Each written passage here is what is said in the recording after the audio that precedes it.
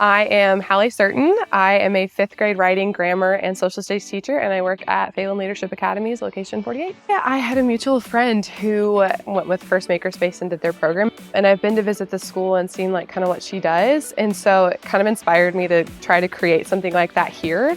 I really think it's a nice, innovative way for kids to learn and really allows them to reach their own potential in their own ways and really expand their creativity. I think it'll bring a sense of community to the building. There's not a lot of schools around here that have this kind of program. I wish there were more, but unfortunately there's not. And I really think that it'll set us apart because it will allow our students to have a sense of individuality that other schools do not.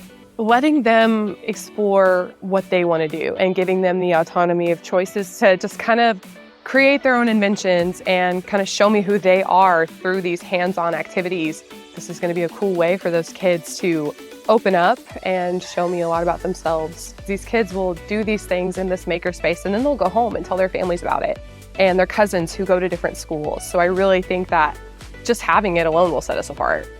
I think, especially as 5th grade, they're getting older, and then when we always ask the question, what do you want to be when you grow up? I really think that it'll open their eyes to new opportunities. But I also think that as they're getting older, they're learning new skills. And I think these new skills will, again, broaden their horizons and allow them to take it home and realize there's more than just this one job that I thought I had to do because my family does it. I think that students are going to be so pumped about this. They're already looking at the equipment that's being brought in and they're like, what is that? Honestly, I'm just really excited to get this started. I hope that this inspires other schools, and I hope that the word gets around and these other schools see what we're doing and that it really brings our school together.